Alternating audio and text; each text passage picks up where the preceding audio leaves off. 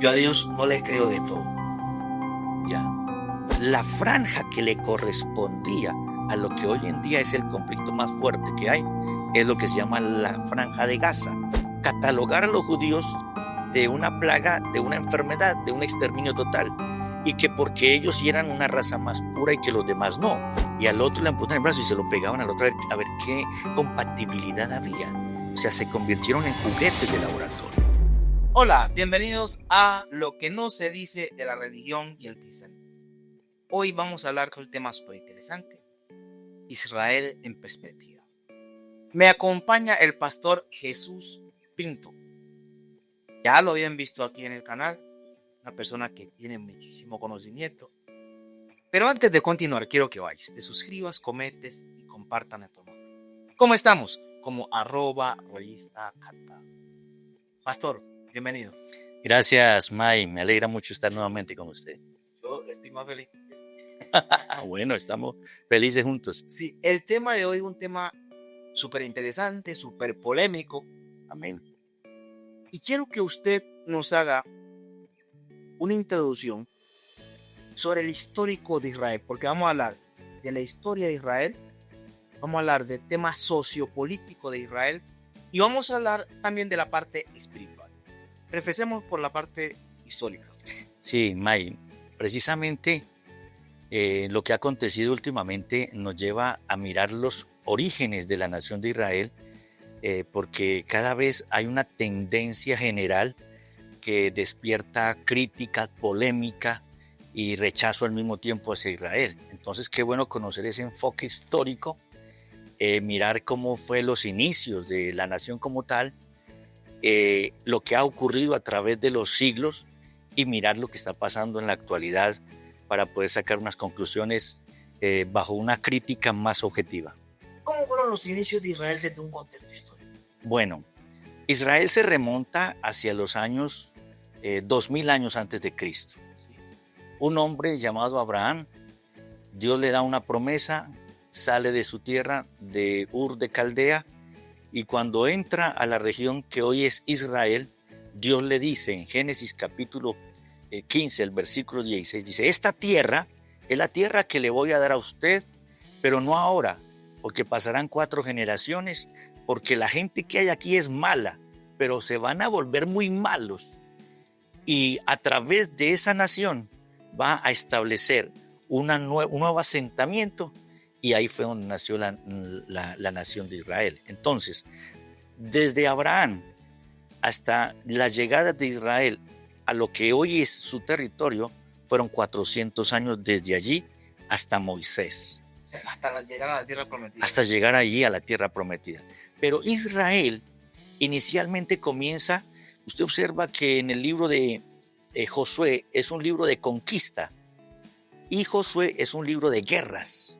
Prácticamente Israel nace en medio de unas guerras 1500 años antes de Cristo. Llegan a Canaán, pero Dios le hace una observación a Israel. Libro de Deuteronomio capítulo 18, el versículo 9, ahí aparece diciéndole Dios una advertencia. Cuando entres a la tierra que el Señor tu Dios te da, no aprenderás a hacer lo que hacen esas naciones. ¿Qué cosas? Entonces dice, porque ellos consultan a los muertos, practican la adivinación, son hechiceros, hacen pasar a sus hijos y sus hijas por el fuego, y esto es una abominación. Y por estas causas echa Dios estas naciones delante de ustedes. Es decir, que Israel se convirtió en ese siglo en el látigo para reprender a esas naciones del paganismo que eran los cananeos, amorreos, efreteos, heveos, es decir, unas naciones pervertidas. Cuando llegó eso al colmo, al máximo, Dios envió a Israel. Israel se convirtió en ese látigo. Pero incluso hubo guerras, hubo momentos donde ni siquiera ellos utilizaron armas. Dios mismo destruyó, solamente la presencia del pueblo de Israel.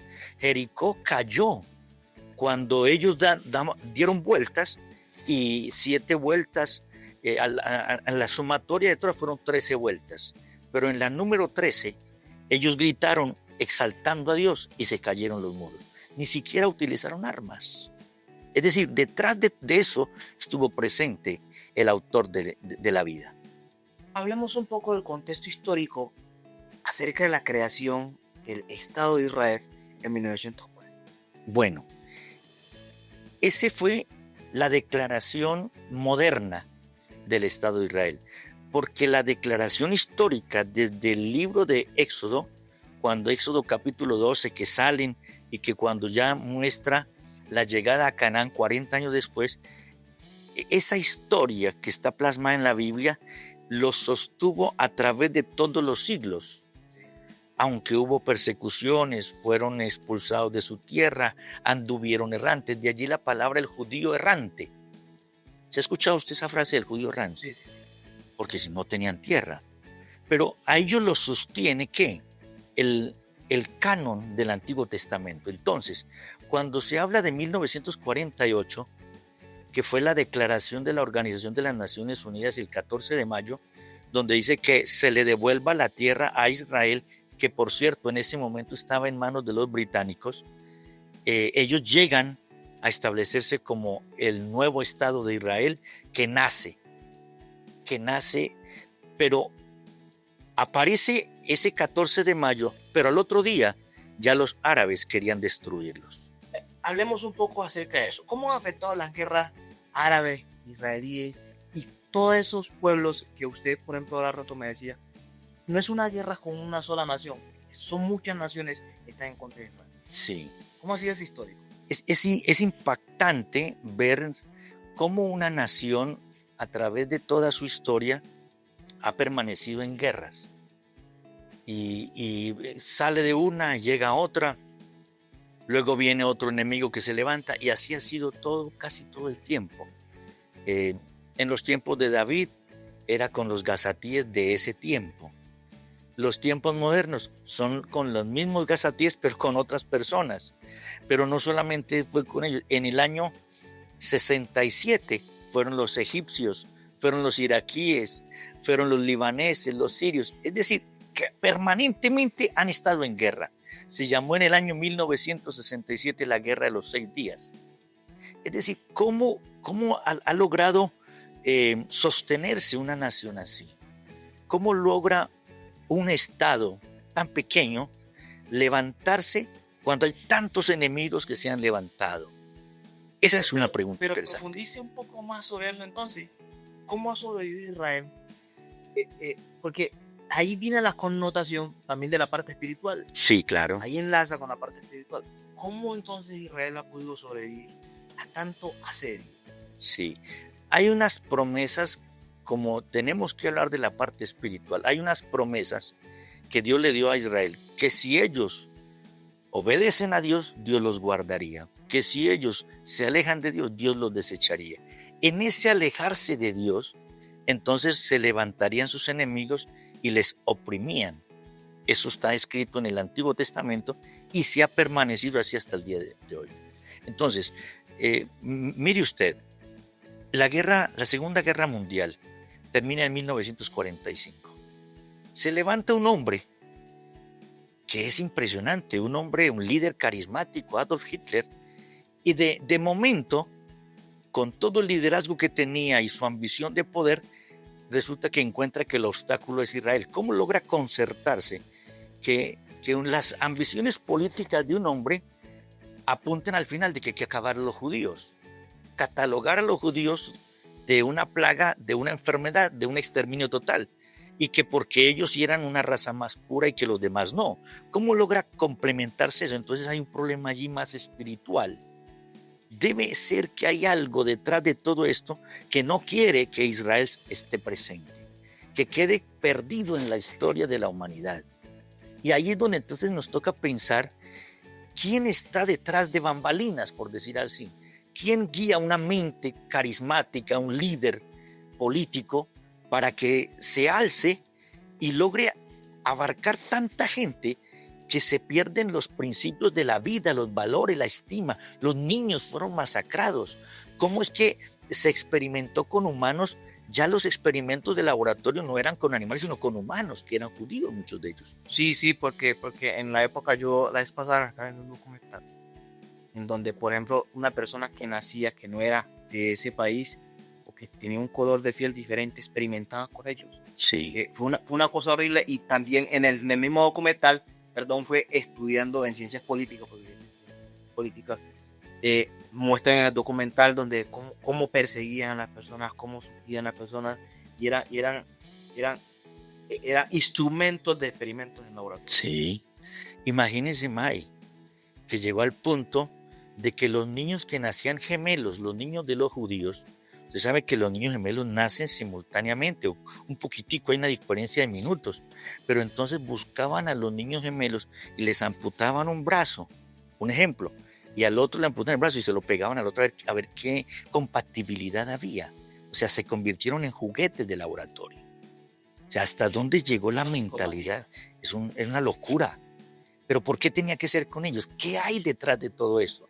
Ahora, más adelante quisiera expresar mi punto de vista, pero ¿por qué, por ejemplo, las guerras con los árabes? ¿Por qué? Usted observa, Israel sale de Egipto, ¿Sí? pero Egipto, en vez de volverse de la fe, del poder de Dios que se manifestó allí en su salida, ¿sabe qué aceptó? Aceptó el Islam. O sea, ¿cómo es posible que aquí se muestra una evidencia de un poder histórico, de un poder que el mismo pueblo de Egipto llegó a decir, el Dios de ellos pelea por ellos? Cuando las llantas de los carros, los caballos, cuando iban pasando el Mar Rojo, y ellos quedaron todos paralizados, y ellos gritaron esas frases. Es que el Dios de ellos pelea por ellos. ¿Y por qué después aceptaron más bien el Islam que el judaísmo? Es una paradoja. ¿Sí? Resulta que usted sabe que el Islam es más reciente que el judaísmo y que el cristianismo. El cristianismo tiene 2000 años, el judaísmo es de antes de Cristo, 1450 años aproximadamente. El Islam es 550 años más o menos, casi 600 años después de Cristo. O sea, no tiene sino 1400 años así aproximadamente. ¿Y qué ha pasado con esto? Resulta que aquí usted encuentra un elemento original. Aquí algo que quiere copiar lo original. Mire usted cómo el Islam ha querido copiar la originalidad del Antiguo y del Nuevo Testamento. Hizo una mezcla. Entonces, en el Islam dice así: Alá es Dios y Mahoma es su profeta. En el Antiguo Testamento, los profetas de Dios no era uno, eran varios. La ley fue dada por Dios y ellos la declararon que era la ley de Dios. Pero resulta que, ¿cómo entró en esa competencia? Competencia de quién va adelante. Entonces dice, los judíos devotos oraban 3 veces al día. Los musulmanes dicen, hay que orar 5 veces. Comienza como a mostrar un desafío, a ver quién es más consagrado, quién es más pulcro, más santo. Entonces, los judíos devotos ayunaban 2 días a la semana. Los musulmanes dijeron, vamos a ayunar 30 días, que es el mes de Ramadán, y todos los años. Ellos en todos los años ayunan 30 Sí, 30 días en el mes de Ramadán. De día, aunque de noche comen, cambian sus tradición de comidas, dejan de comerla en el día, pero la comen en la noche. Pero igual es un esfuerzo que se hace. Pero mire la competencia. En el judaísmo, el día consagrado para Dios era el sábado. Entonces dijeron en el Corán, Mahoma es el viernes, vamos a estar adelante. En el cristianismo, mire cómo la competencia con el cristianismo. En el Islam está la Meca y Medina como los lugares sagrados para el Islam, pero apareció un tercer lugar que se llama Jerusalén. Levantaron una mezquita que se llama Al-Aqsa, ahí, pegadito donde es el templo, incluso está en el área del templo. ¿Qué dice el Islam?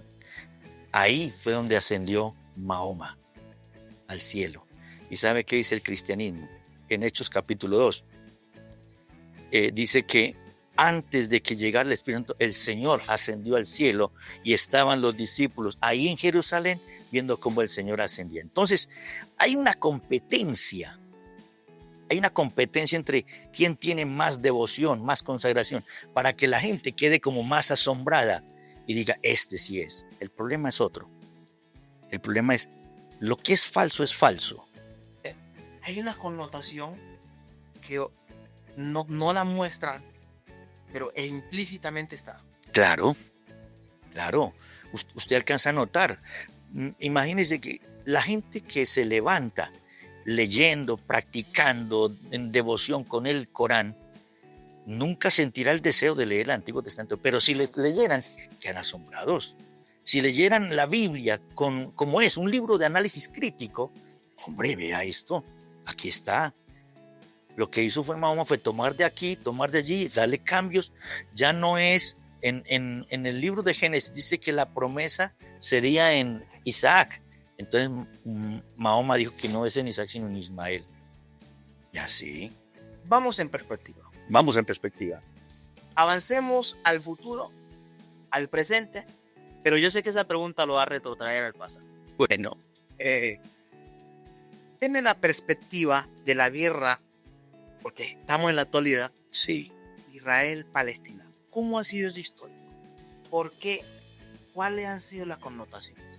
Bueno, es algo que de una u otra manera tiene que ver con lo espiritual. Para mí es lo espiritual. Se lo voy a decir por qué.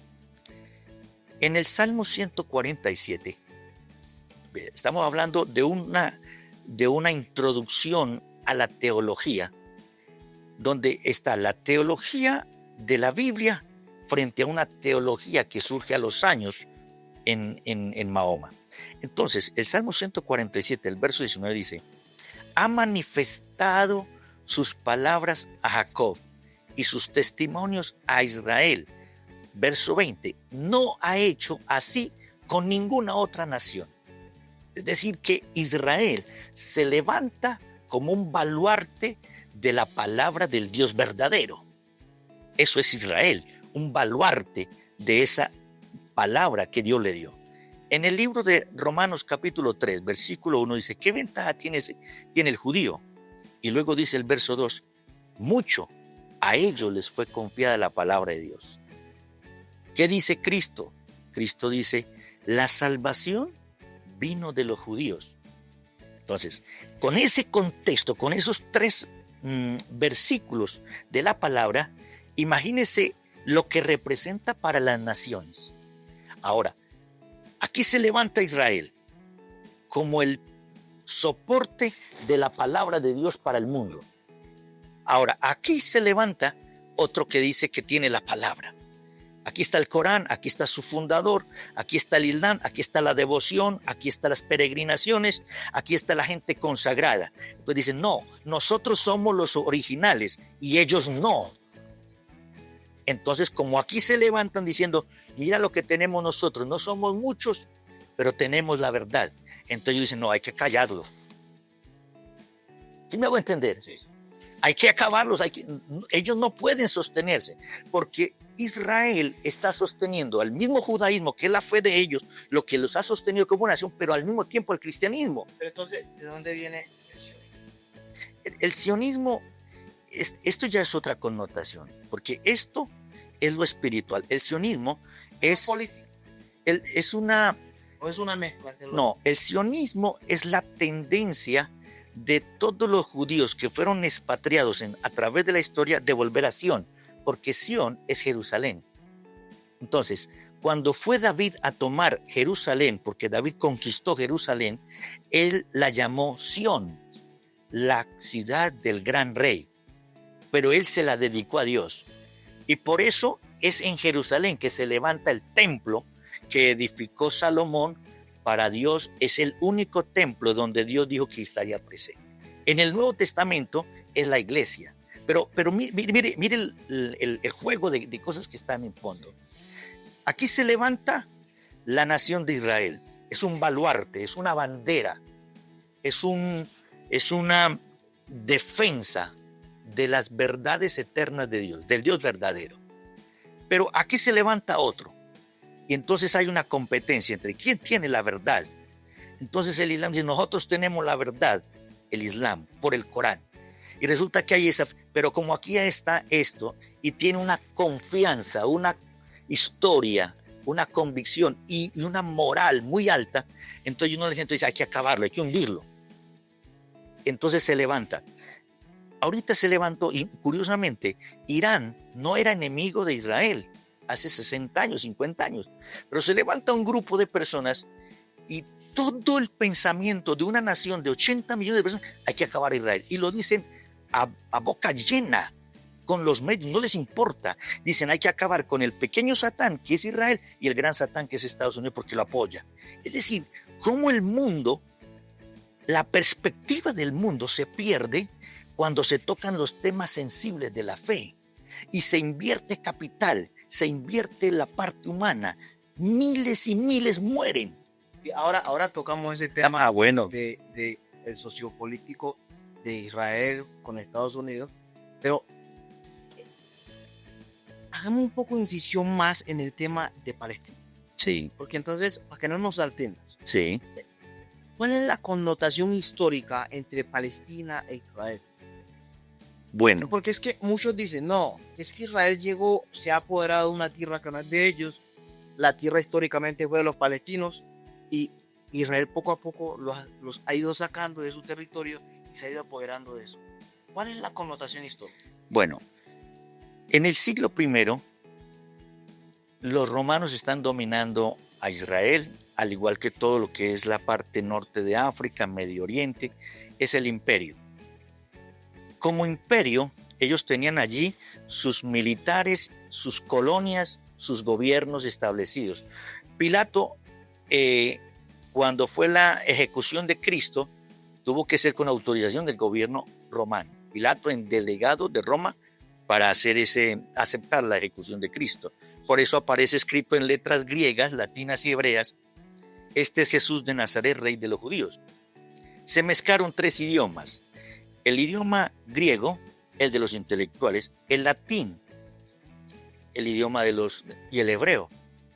Entonces, ¿qué pasó? Como los judíos siempre han tenido su apego por lo de ellos, después de que ellos llegaron a Canaán, ellos reclaman esa tierra. Es más, el único país que tiene escrituras más antiguas de un territorio es Israel. Está en el libro de Josué capítulo 1. Dice los linderos que le corresponderían a Israel. El mar grande, el mar Mediterráneo. El río grande, el río Éufrates. Los montes grandes, el monte del Líbano. El desierto grande, el desierto al sur de Judea. Esos eran los linderos. Interesante ver que es el único. Pero entonces en ese lindero no aparece Palestina. Pero precisamente el nombre Palestina fue un nombre que se lo dio un emperador romano en el siglo II llamado Adriano. ¿El hombre qué hizo? Como los judíos no querían ser subordinados por los romanos, en el año 70 les quemaron el templo, lo derribaron. Vino un emperador y arrasó con todo. Eso fue terrible. Entonces, ¿qué hicieron los judíos? Se levantaron. Ellos siempre se han levantado defendiendo lo suyo. Es el celo por lo suyo. Ahora, cuando le tocan la parte más sensible, que es la fe, la gente hasta muere por eso. Entonces, se levanta este emperador y él lo que hace es expulsarlos y trae otra gente y le cambia el nombre. Ya no se llama. Era de Oriente Medio. Él trae gente, como el imperio, ¿qué hace? Toma gente de acá y los mueve acá, y aquí lo mueve allá, para que pierda la identidad cultural y espiritual. Pero resulta que los judíos, bueno, se fueron esparciendo. ¿Y él qué hizo? ¿Pasó eso mismo con Estados Unidos también?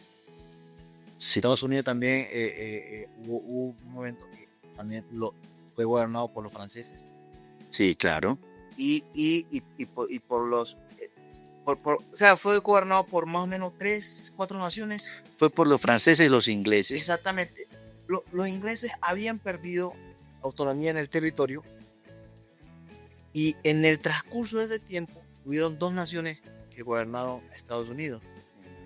Menos mal, las personas que gobernaban permitían que la gente pudiera hablar su... claro. Es más, por eso es que el inglés de Estados Unidos no es tan puro como se dice, como el inglés británico. porque en esa época, entre comillas, se contaminó el habla inglesa. Entonces, hay personas que no entienden la connotación histórica, Sí. pero básicamente Prácticamente lo que tú estás diciendo es lo que pasó en el siglo I y en el siglo II. Entonces, ¿qué hizo el emperador romano? Lo que hizo fue, vamos a cambiarle el nombre a esto. Y ya no lo llamó Judea, sino Palestina. Y todo ese terreno, entonces, que Palestina era, él dijo, Judea, tierra de filisteos, eso significa Palestina. Pero eso no lo tenía la nación de Israel. Eso fue un nombre acuñado violentamente por el emperador romano en el siglo II.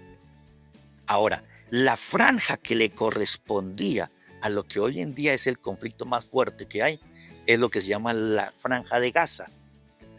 Esa franja que abarca parte de lo que es las costas del Mediterráneo, una franja, y que hace el lindero con Egipto y con Israel, qué problemas tan grandes que han habido, pero eso se remonta directamente al Antiguo Testamento, al libro de Josué y a las conquistas en el tiempo de los jueces. Ahí encuentras una respuesta histórica, porque Dios les entrega la tierra a ellos, pero dice algo, para que Israel tuviera como una forma de cuidado espiritual, porque cuando usted tiene todo bien, le cuesta trabajo acercarse mucho a Dios. A veces la persona necesita que haya algo que le lleve a quebrantarse, humillarse y decirle, Señor, ayúdame, guárdame. Eso se convirtió en los gazatíes. Perdóneme lo digo, pero la piedra en el zapato fue Gaza, históricamente, hasta hoy. Pero ¿para qué esa piedra? Para que Israel tuviera cuidado de acercarse a Dios y de tener esa verdadera relación con el Dios de ellos. Eso es. Eso está escrito, no recuerdo el texto, pero se lo puedo buscar. Bueno, vámonos aquí al presente. Sí. Vámonos al presente. Ya estuvimos en el pasado. No, pero sea el presente ahora. ¿Cuál es la connotación política? Ya metámonos un poco. De hoy, las consecuencias de Israel. Bueno, usted sabe que la política internacional, si nosotros fuéramos judíos, nosotros tendríamos que defender lo nuestro. ¿Por qué la gente critica tanto a Israel?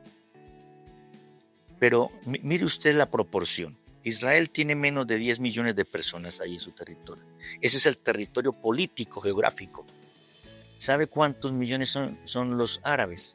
Más de 220 o 150 millones. Aparte de países como Corea del Norte, que es enemigo de Israel también. Aparte de algunos países africanos que también se consideran enemigos de Israel. ¿Por qué tanto de esto la parte política de hoy? Incluso algunos líderes mundiales hablan mal de Israel, pero resulta que ocurre eso. Algo que escribí en estos días. Si usted hubiera sido lo de hoy, ¿no? Si usted hubiera sido uno de los damnificados del 7 de octubre del 23 y por una razón usted sobrevive, porque entraron unos terroristas y mataron allí unas personas, allí otras y allí otras, y usted sobrevive. Usted como sobreviviente que vio de primera mano cómo se levantaron unos hombres y acabaron a diestra y siniestra, sin escrúpulos, como unas bestias salvajes acabando niños y todo aquello. ¿Usted qué diría siendo usted un judío? ¿Usted qué diría, Mike? Bueno, no voy a responder a la pregunta. Pero pasemos un poco. No, porque es que yo se la respondo. Sí, Entonces, sí, pero ahorita me la respondo. Bueno. ¿Cómo ve usted el futuro de Israel y Palestina?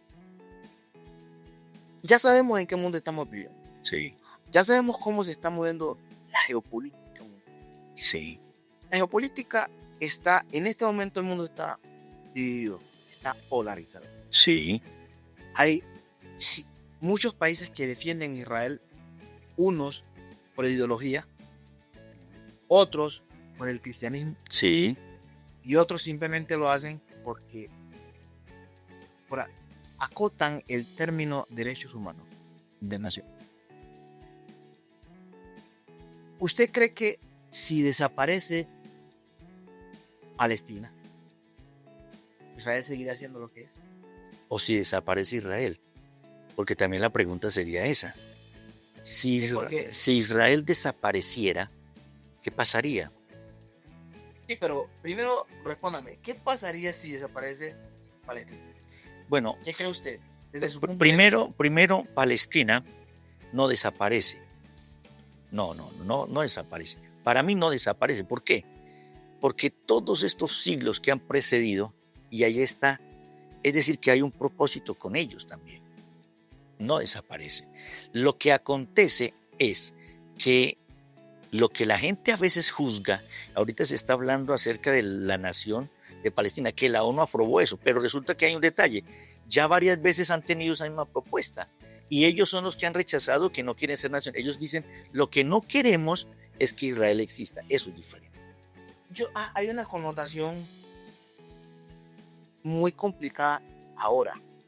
Hay gente que dice, yo soy antisionista. Sí. Antisemitas. Yo soy pro Palestina, pero yo creo que a veces nos vamos un poco más allá. Yo no voy tan allá. Digamos, por ejemplo, yo particularmente digo, hablando pues de política, las ideologías políticas no son malas. Malos son los candidatos. Yo he visto gente de derecha que es muy mala, he visto gente de derecha que es muy buena, y gente de izquierda que es muy mala, y hay gente de izquierda. Connotación de administración, estoy hablando. Ahora bien, yo no podría decir es malo el pueblo de Israel. Yo podría decir es malo el gobernante de Israel. Es injusto el gobernante de Israel desde mi punto de vista. Y eso no me hace a mí anti-Israel un ejemplo. Por ejemplo, no me hace a mí anti-israelita. Hay personas que lo ven como desde una perspectiva de que si yo critico, por ejemplo, a Netanyahu, que es el primer ministro israelí, me dicen, no, pero es que vos estás, por ejemplo, en contra de Israel. No, yo no estaría en contra del pueblo de Israel, jamás. Porque yo considero que en Israel hay gente muy valiosa, muy buena. Sé perfectamente la historia de Israel y también tengo claro la connotación política, porque cuando yo ya le hablo de Netanyahu, estoy hablando de una connotación política. Ahora bien, cuando hablamos de probablemente pudiera desaparecer Palestina, no lo pregunto exclusivamente por Israel, pregunto también por Estados Unidos, que es la otra pata que tiene Juan. Yo creo que el sostén de Israel en la práctica es Estados Unidos. Entonces, si Estados Unidos tirase hacia la izquierda, por ejemplo, y se le diese la espalda a Israel, ¿qué cree usted que pasaría con él? No, hay una profecía bíblica que habla así. Dice que Israel quedará sola. Está escrito en las profecías. Y todos harán guerra contra Israel, incluyendo los países del norte. Los que hayan sido... incluso los países del norte de Israel, que son China y la Unión Soviética, que en su momento hoy en día es Rusia, y los países de Europa. Usted observa los planteamientos que dijo el presidente en estos días, es que les tocará a ellos empezar a ejercer un trabajo más autónomo y autosostenible, y es que les... Ya empezaron las sanciones. Sí, pero las... En el país que se lanzó España. Sí, pero casi la mayoría de los gobiernos de izquierda tienen esa tendencia. ¿Por qué la tendencia izquierdista en contra de Israel? Porque Israel declara la libertad de expresión y la libertad de la propiedad privada. Usted mira, la Biblia dice, a los pobres siempre los vas a tener, pero ¿cómo debía ayudar al pobre en el Antiguo Testamento? No cerrar la mano. Eso es lo que tiene Israel. Porque ellos fueron extranjeros y peregrinos. Entonces, ellos han tenido eso. Entonces, una nación que tiene unos principios tan bien fundamentados, una moral tan... Entonces, es lo que a veces los gobiernos no quieren que se establezca. Usted sabe que desde que el hombre tenga sus ambiciones, sus deseos y ansias de poder, se le olvida del otro. Sí, el hombre se olvida cuando llega al poder de dónde salió. Incluso Dios tuvo que decirle a David, acuérdese que yo lo llamé de detrás de las ovejas, porque en algún momento el poder es así. Se necesita que lo bajen a uno de ese pedestal donde se ha ubicado. Y se le olvida que el otro es una persona necesitada también. Vamos un poco a la parte de la... Sí. Hay No, un- pero permítame, te voy a complementar algo Sí. para que no nos quede como esa lagunita. Las profecías de la Biblia dicen que todas las naciones pelearían contra Israel. Eso tiene que cumplirse. Llegará el día y Dios tiene un plan para con Israel, porque ellos desean el Salvador, porque como ellos todavía no han aceptado al Mesías. Justo ahí va mi pregunta. Bueno, entonces ahí Hay un vamos. texto que a veces citan algunas personas que también leen la Biblia, porque hay personas que, de hecho, de que no sea cristiano no quiere decir que no lea la Biblia. Sí, A los suyos vino y los suyos no le recibieron. sí. Más a todos los que le recibieron, a los que creen eso. Ustedes dicen, pero es que el único pueblo, por eso usted habla ahora del presidente de la República, decía, es que todos somos hijos de Dios, no solamente el pueblo de Israel. Básicamente, ¿qué significa eso? Bueno, Desde la perspectiva del cristianismo. es que ser pueblo de Dios, en el Antiguo Testamento, el pueblo levantado como ese baluarte fue Israel. En el Nuevo Testamento es la iglesia. ¿Qué es la iglesia? Es la unión de personas que fueron inicialmente judías, pero también gentiles. Los apóstoles eran de la nación de Israel. Hubo sacerdotes, levitas, que siguieron a Cristo. Y el grupo en Hechos de los Apóstoles dice que llegó hasta 5,000. Gente que seguía ahí mismo en Jerusalén. Seguía al Señor como su Salvador. Ahora, lo que ha acontecido hoy en día, esa parte de que todos somos hijos de Dios, una cosa es ser hijo de Dios, otra cosa es ser humano. Una cosa es ser creación de Dios y otra cosa es ser creación por la palabra, engendrados por la palabra. Los que le recibieron, ¿quiénes fueron los que le recibieron? Los que creen en su nombre. ¿Cuántos creen en su nombre hasta hoy? Y usted se da cuenta que decir creer es una cosa y decir que realmente está obedeciendo es otra cosa. Creer y creerlo. Y creerle. Son muy diferentes. Yo le pregunto una pregunta. ¿Tú le crees a Dios? Hagamos una pausa. Ya te he dicho. Ahora le respondo. May, también te quiero hacer una pregunta. Adelante. Usted es un hombre muy analítico. La pregunta es, si tú hubieras vivido en el tiempo del asedio, cuando ocurrió lo del 7 de octubre, que vivieras en un kibutz y que por una u otra razón hayas salido libre de ese momento, pero has visto que algún familiar o un primo, un tío, quedó ahí masacrado. ¿Tú qué dirías hoy acerca de ese conflicto que se está llevando ahí en Gaza? ¿Tú qué dirías? Yo lo traigo aquí. Sí, El conflicto que vimos en Colombia. sí, no. Si usted estuviera allá, Sí, pero por eso. pero que usted fuera un colombiano con mente judía. Sí, Eso ya es otra connotación. Sí, eso ya sería otra connotación. Y es muy difícil de responder y de explicar por qué. Nosotros todo el tiempo aquí hemos vivido en guerra. sí, Y no sé qué tanto sería el arraigo de la fe si estuviera allá, porque las personas ya nacen, tienen mucho arraigo hacia la fe. Y ese arraigo hacia la fe es tanto que ellos podrían dar su vida con la fe misma, con la redundancia. Entonces, no le podría decir, porque es que, aunque yo quiera ser muy empático, no podría ponerme en la piel de ellos. Exactamente. Pero si lo traigo aquí, aquí en Colombia, yo soy víctima de conflicto armado. Perdido familiares, bando, grupos armados que no quiero mencionarlos. sí, No es interés mencionarlos aquí. Pero dentro de mí particularmente no está como el rencor lata. No siento rencor. Mucho tiempo decidí. No es que no haya habido rencor en mí. Uh-huh. Hace mucho tiempo decidí, personalmente y particularmente, no vivir con. Yo creo que quien vive con rencor es quien se hace Uno mismo.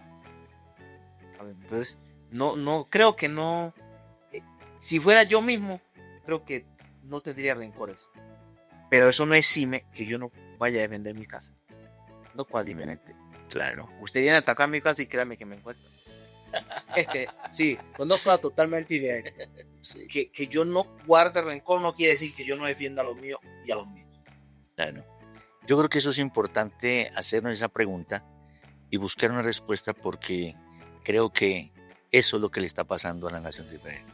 Ellos no quisieran volver a vivir eso.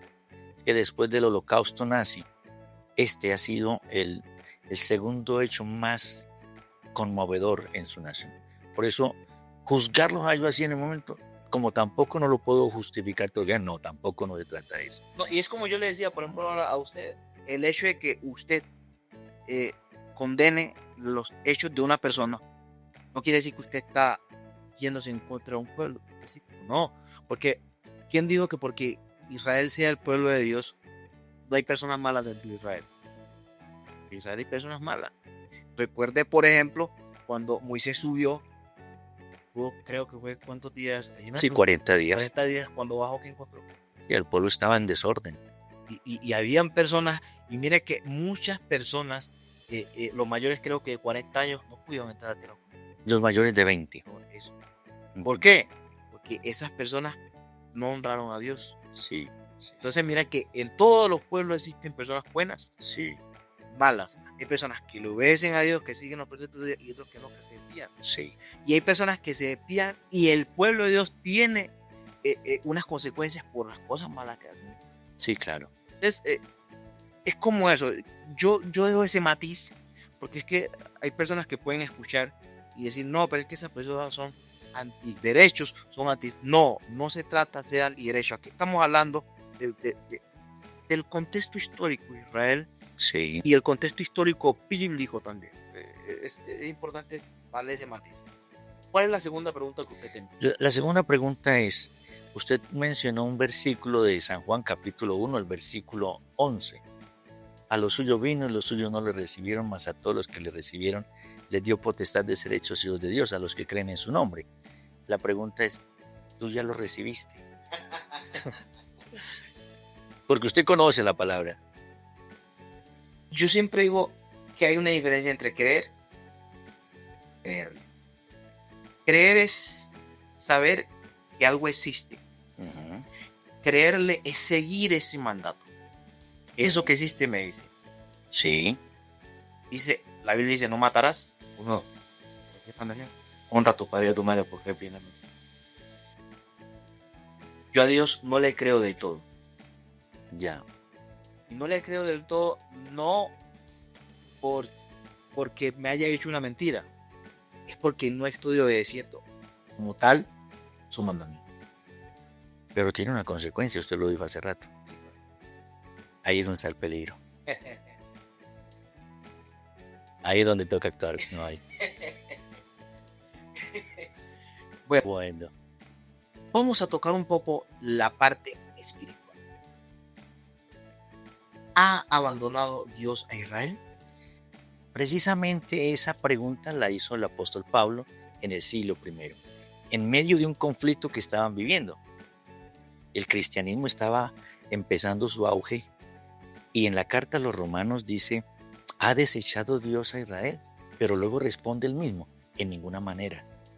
Porque si nosotros, siendo gentiles, fuimos injertados en el olivo, a Israel, ahí Pablo le llama el olivo, y nosotros los gentiles fuimos injertados en el olivo para participar de la rica savia del olivo, entonces lo que está diciendo, de alguna manera, si ellos que fueron desgajados para injertarnos a nosotros en las promesas, que tenemos promesas los gentiles a través de todo lo que Dios le dio a la nación de Israel, que ellos en su momento no lo hayan aplicado hasta el día de hoy, pero eso no los exime de que Dios sí les sigue ayudando, porque tienen promesas terrenales. Venga, pero las promesas que Dios dio, las dio para toda la humanidad. Las promesas de Dios son para los que las creen. Para toda la humanidad, quien las quiera creer. Quien las quiera creer. Lo que pasa es esto. Dios habla a la humanidad. Dios habla a los hombres, pero también hay promesas que son universales, hay promesas que son locales. Israel ha tenido promesas locales. Pero ¿cómo le explicaría uno a una persona de Israel? Ya vino por qué. el Mesías, ¿Cómo le explicaría uno a que que se vuelva cristiano. Pues que lo más probable es que nos escuche una persona. Bueno, En Colombia vive personas. Y en Latinoamérica, en Sudamérica hay muchas sí, personas. claro. ¿Cómo le explicaría? El Mesías ya vino. Cristo ya vino. ¿Cómo se sabe que ya vino? Fueron 300 profecías las que se cumplieron con la venida de Jesucristo hace 2000 años.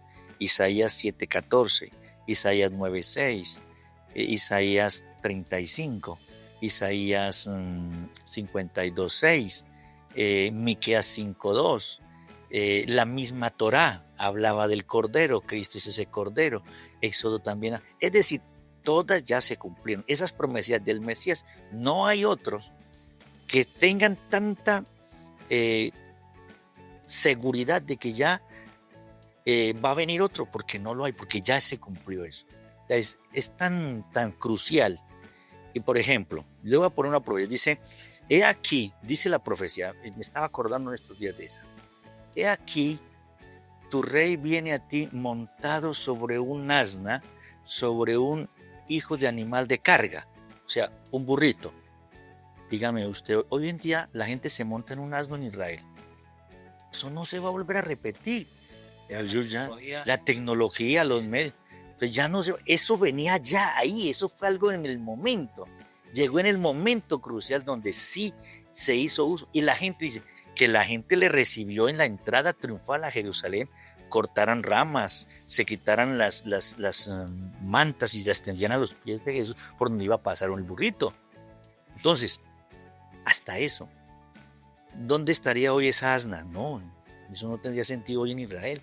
Además, porque ellos esperan un rey o un caudillo, un Mesías belicoso, como un David que saque espada. Por eso, hacia los tiempos futuros, no sabemos cuándo, pero ellos se van a ver enfrentados a un conflicto muy fuerte y van a necesitar a alguien con ese perfil, que ese va a ser no el propio, va a ser el anticristo, porque el propio es Cristo Jesús.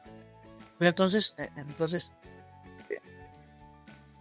es tanto el tiempo que llevan esperando.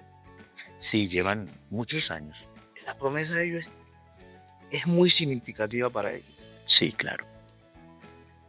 Que van a caer Porque, en el engaño. porque siempre hay un elemento universal que todos lo quieren, y es paz. Vea, hablar de paz, eso le gusta a todo el mundo. Así sea del gobierno que sea, de la economía que tenga. El problema es entonces cuando en medio de un conflicto, en medio de una guerra saturada, que alguien y diga, yo tengo propuestas así, tengo esto para usted, tengo esto para usted, y entonces así sea un populista, lo que sea, pega, y la gente le gusta y lo sigue. Así sí diga todo solamente de labios. Resulta que la Biblia dice, cuando digan paz y seguridad, vendrá destrucción repentina. O sea, pero yo creo que está cerca. Sí, claro. Porque así como van las cosas, apunta para eso, porque usted observa cómo el panorama mundial se está dando, pero bueno, que el Señor los ayude y nos ayude a nosotros. Y a Dios también, Maya. Sí, Señor. Pastor, denle una reflexión. Bueno, la reflexión que quisiera dejarles es, todo lo que está escrito en la Biblia se ha venido cumpliendo. Faltan algunas cosas para cerrar el ciclo del plan profético de Dios para la humanidad. ¿Qué nos toca hacer hoy en día?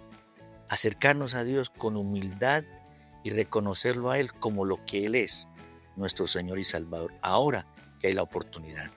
Mañana no sabemos. Dios nos habla hoy a tiempo y aún fuera de tiempo. Entonces aprovechemos este espacio, hable con Dios, dígale, Señor, muéstrame el camino, porque yo quiero servirte, y Dios lo hará. Eso sería como mi reflexión.